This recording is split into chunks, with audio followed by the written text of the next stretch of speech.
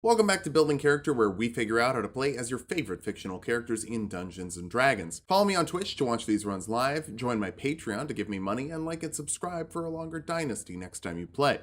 Maybe. Today we're building Mohg, Lord of Blood from Elden Ring, a super cool boss. He looks like the devil from a Bugs Bunny cartoon, throws blood and fire everywhere, and speaks Spanish in a game world that Spain does not canonically exist in. I wonder if his lore is as cool as his fight.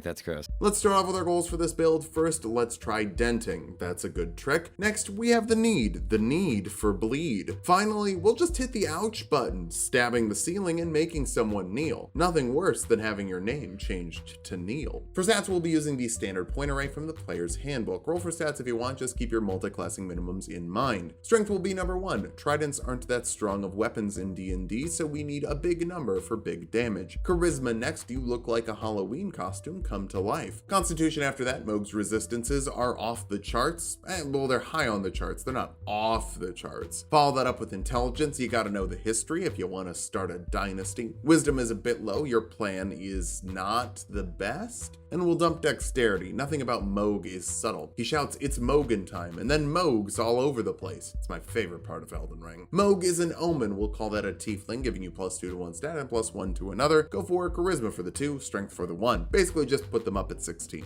You get dark vision to make your way through the blood cave into your own arena, and infernal resistance to resist fire damage. Gatekeeping the best fire seal in the game while heavily resisting fire damage. Now that's what I call evil. Speaking of evil, modify the noble background for history and intimidation proficiency. It's like you're a prince, but you were banished to the sewer for being so ugly and then your blood started on fire. We'll kick things off as a paladin, letting you grab 2 skills from the paladin list like athletics and religion. You get lay on hands to heal a creature from a pool equal to 5 times your paladin level, or you could remove a disease with 5 points. Mohg has really high resistances to everything except bleed for some reason. He's the Lord of Blood, weak to blood. That means I'm Phil, Lord of seeing fictional dads work hard to engage with their kids' interests. You also get Divine Sense to detect celestials, fiends, and undead, an amount of times per long rest equal to your charisma modifier. You're always going to know when the Tarnished is coming to visit. Second level paladins get a fighting style. Great weapon fighting lets you reroll 1s and 2s on damage die with weapons you wield two-handed. While a trident isn't the best weapon at anything, it does a bit of everything. It's versatile, so you can two-hand it for a boost, but you can also throw it. You can also learn paladin spells like Searing Smite, letting you add a d6 of fire damage to your next weapon attack, and the creature then takes a d6 of fire damage until they make a constitution saving throw or use an action to put out the blood flame. If you'd rather, you could just use Divine Smite with your spell slots, adding 2d8 radiant damage to your weapon attack or 3d8 against a fiend or undead. I think Searing Smite is more Mohg though, but that's up to you. Third level paladins can choose an oath. We're going to go for Conquest, letting you channel divinity in one of 2 ways. Guided Strike adds 10 to an attack roll. It's actually the same one from the War domain. Reusing assets is cool actually. It lets the game designers create a bigger world and focus more on new content. Unless it's the FromSoft dogs, those can burn in hell. Conquering Presence forces a wisdom saving throw on creatures, frightening them if they fail. Getting in on Mohg is pretty hard, especially when he turns on the sprinklers. Fourth level paladins get an ability score improvement. I'm actually going to say we should start with charisma, boosting your spells, your fear effect, and some other stuff later. Fifth level paladins get an extra attack, letting you make 2 attacks instead of 1 for some brutally fast combos. You can also learn second level spells like Aid, letting you give up to 3 creatures 5 extra HP for the next 8 hours. It's actual factual HP that can be healed like any other HP. It's how he has more HP in the Mohgwyn Palace than he does in the sewer. 6th level paladins get Aura of Protection, so you and your sanguine nobles can add your charisma modifier to all their saving throws, letting you play with those super fun Mohg resistances. 7th level conquest paladins get Aura of Conquest, meaning creatures frightened of you within 10 feet of you can't move, and take half your paladin level in psychic damage. I don't totally know how to make Mohg's splatoony blood powers work, but restricting movement while dealing damage to creatures for standing in the wrong place sounds about right. 8th level paladins get another ability score improvement, cap off your charisma for the best blood spells, and now we can go get more blood spells. We'll do that as a sorcerer, specifically an unholy solely, the divine soul sorcerer. That makes you favored by the gods, giving you 2d4 to add to a failed attack roll or saving throw once per short rest. You can pair that with a guided strike to make sure you really hit with that 1d8 trident. Womp womp. For your spells, Firebolt is a ranged spell attack that deals 2d10 fire damage on hit. Create Bonfire forces a dexterity saving throw on creatures in a 5-foot cube, dealing 2d8 fire damage to those that fail if you would rather do an area of fire than a bolt of it. Acid Splash forces a dexterity saving throw on 2 creatures within 5 feet of each other, dealing 2d6 acid damage to those that fail. I wish it was fire, but maybe we'll get something for that later. Chill Touch lets you make a ranged spell attack that deals 2d8 necrotic damage and prevents a creature from healing. Just throw some bad Gatorade when the Tarnished tries to drink the good Gatorade. Inflict Wounds is a basic upfront damage spell. Melee spell attack, 3d10 necrotic damage. It's a Blood Flame Claw. It just hits and ouches. Tasha's Caustic Brew lets you throw some acid out in a 30-foot line, forcing a dexterity saving throw on creatures inside. If they fail, they take 2d4 acid damage per turn until they use an action to scrape it off. I wish it dealt fire damage, but maybe we'll get something for it later. Second level sorcerers get a Font of Magic with sorcery points you can use to recover spell slots and do other cool stuff with later. For this level spell, Burning Hands forces a dexterity saving throw on creatures in a 15-foot cone, dealing 3d6 fire damage to those that fail, half as much to those that succeed. It's literally called Burning Hands. That's pretty great for a Blood Flame Claw. Third level sorcerers get Meta Magic, letting you do cooler stuff with your spells. Transmuted Spell takes a spell that deals acid, cold, fire, lightning, poison, or thunder damage, and you can switch it to another type of damage from that list. Now Acid Splash and Caustic Brew can be fire. Quickened Spell lets you cast a spell that normally takes an action as a bonus action, getting that blood on the field a little bit faster. You can also in second level spells like Spiritual Weapon, making a floating weapon you can attack with and move as a bonus action, dealing 1d8 plus your charisma modifier in force damage. Since you can make it look like anything, make it look like a puddle. Splatoon, baby, kids are squibs. Fourth level sorcerers get another ability score improvement, bump your strength to fight better with the trident, which isn't the best, but you can smite with those higher level spells from multiclassing into sorcerer. For this level spell, Agonizer's Scorcher lets you force a dexterity saving throw on creatures in a 30-foot line, dealing 3d8 fire damage to those that fail, half as much to those that succeed. It's slightly better damage than Burning Hands, but uses a higher level slot and has a worse shape. Neat. Fifth level sorcerers can learn third level spells. Fly gives a creature a 60-foot flying speed for up to 10 minutes, letting you dive bomb in phase 2. Sixth level Unholy Soulies get empowered healing, letting you spend a sorcery point to let a creature reroll healing die when they're healed. You're gonna heal yourself with Lay on Hands, so whoopsie. You can also learn another spell like Vampiric Touch, which lets you make melee spell attacks that deal 3d6 necrotic damage and heal you half the damage to yourself when you make the Tarnished Nihil. Seventh level sorcerers can learn fourth level spells like Wall of Fire, which creates a 60-foot line, 20-foot high, or 20-foot diameter ringed wall of fire, forcing a dexterity saving throw on creatures inside, dealing 5d8 fire damage to those that fail, half as much to those that succeed. Pick one side of the wall to deal that damage again to creatures who end their turn there or move into the space for the first time. Now, and just hear me out, what if you used your aura to lock someone in place while they were there taking the fire damage? That would be some pretty brutally consistent blood ink. 8th level sorcerers get another ability score improvement, letting you cap off your strength score so you can hit wicked hard with your tridents and your smites, but just use fire cantrips. Vitriolic Sphere creates a 20-foot radius sphere of acid that forces a dexterity saving throw on creatures inside, dealing 10d4 acid damage to those that fail and 5d4 acid damage to them at their end of their next turn, half the initial damage and no follow-up if they succeed. Switch it to fire and it's another big blood flame Splatoon bomb. I should really try and make an inkling. I think that'd be funny. 9th level sorcerers can learn 5th level spells. Enervation forces a dexterity saving throw on creatures, dealing 2d8 necrotic damage on a successful save and 4d8 necrotic damage on a failed save. You can deal that damage again on following turns if they fail, and you heal half the damage you deal. Now you have a ranged Kneel Blast to blast Kneel from a distance. 10th level sorcerers can learn another meta magic option like Heightened Spell, giving a creature disadvantage on a saving throw against one of your spells. Some of that blood is like ridiculous to dodge. For this level spell, Immolation forces a dexterity saving throw on a creature, dealing 8d6 fire damage to those that fail, half as much to those that succeed. If they fail, they take another 4d6 fire damage every round until they pass, and if it drops them to 0, they turn into ash and are much harder to resurrect. Turn that Tarnished into an ashen one.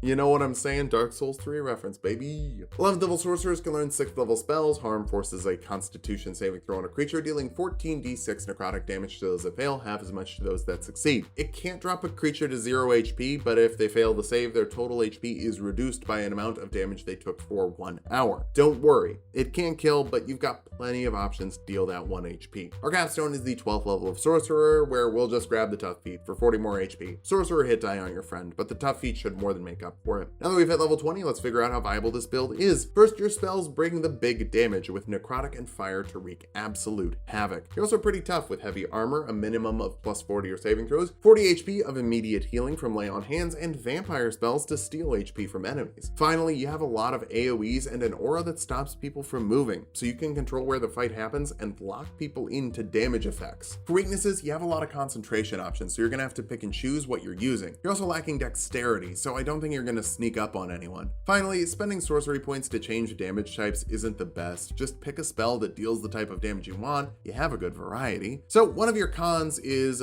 pro. Sorcerer Paladin is a very strong combo, and so is Bleed in Elden Ring, so it's a lovely fit. Burn people up, make people bleed, and start your new dynasty. Just watch out for another enemy with bleed, or you could die nasty. Thanks for watching. If you liked the video, we make a lot of Elden Ring videos, basically just doing building character in Elden Ring. Follow me on Twitch to watch those runs live, and join my Patreon if you want to give me money.